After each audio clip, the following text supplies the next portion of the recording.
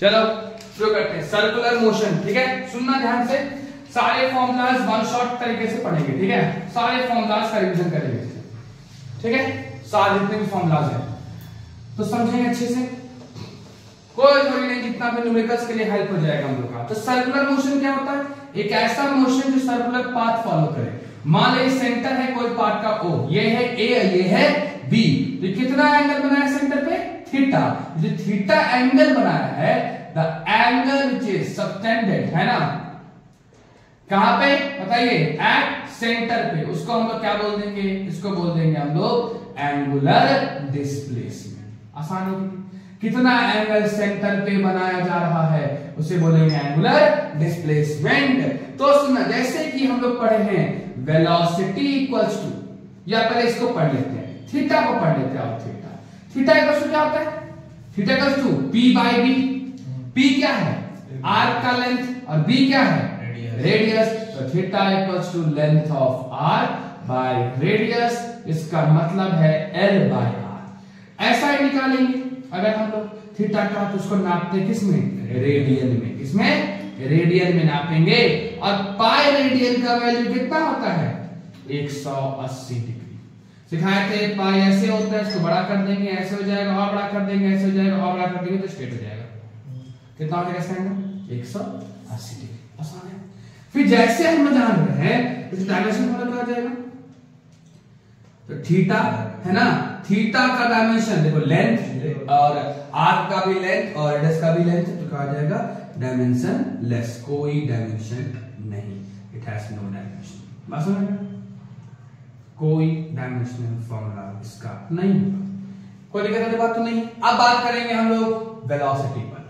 तो जैसे हम जान रहे हैं कि linear velocity is defined as rate of change of linear displacement per unit time, वैसे क्या आएगा? एंगुलर वेलोसिटी को क्या बोलेंगे हम लोग? ओमेगा। ओमेगा का मतलब क्या है जी? Angular velocity. तो एंगुलर वेलोसिटी का मतलब होता है क्या चीज? Change in angular displacement per unit. चलो भाई, अपन क्या पढ़ लिए? ओमेगा पढ़े।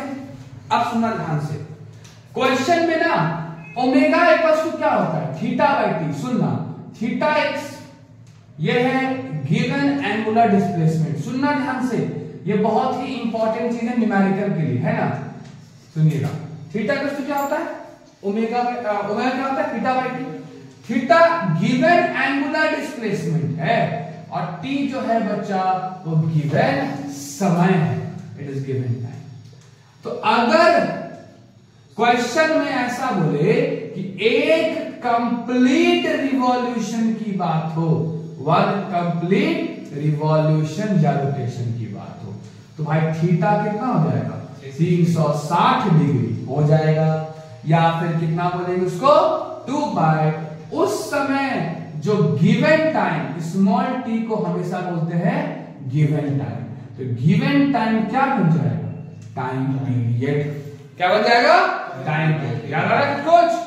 तो ओमेगा इक्वल्स टू हो जाएगा थीटा के स्थान पे 2 पाई बाय टी।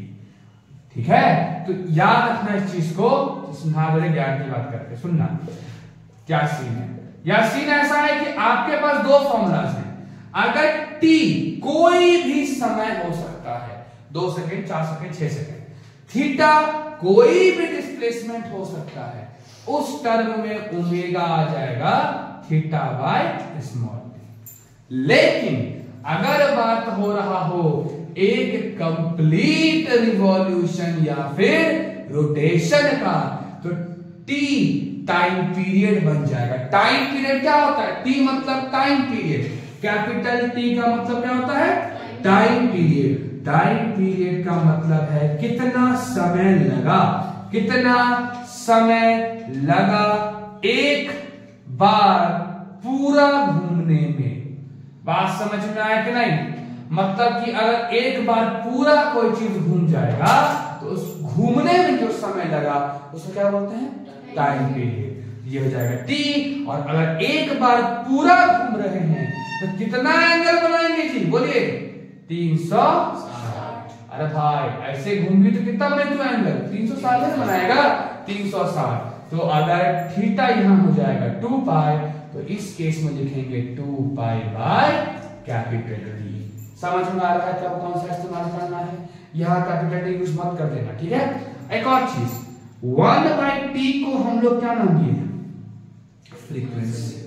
फ्रीक्वेंसी मतलब नंबर ऑफ रोटेशंस या फिर रिवॉल्यूशन इन 1 सेकेंड। एक सेकंड में कितना रोटेशन या कितना रिवॉल्यूशन होता है क्लियर? तो यहां से बोल सकते बेटा omega equals to 2 pi by capital T which is equals to 2 pi to nu, where nu का मतलब क्या है? Angular frequency. न्यू क्या है? Angular frequency. याद रखे यहां पर स्मॉल टी से काम नहीं चलेगा, समझे? Omega equal to theta by T है ना जी। 1 बाई स्मॉल टी को आप फ्रीक्वेंसी नहीं मान सकते हैं। फ्रीक्वेंसी मानने के लिए क्या चाहिए आपको? 1 बाई कैपिटल टी। क्योंकि कैपिटल टी क्या है? टाइम पीरियड, और टाइम पीरियड का उल्टा फ्रीक्वेंसी होता है, ना कि गिवन टाइम का। याद रहेगा? तो ओमेगा का एक वैल्यू हो जाएगा थीटा बाई स्मॉल टी, पूरा का बात होगा तो हो जाएगा 2 पाई बाई कैपिटल टी, और इसी को बोलेंगे 2 पाई इंटू न्यू। कॉपी करें।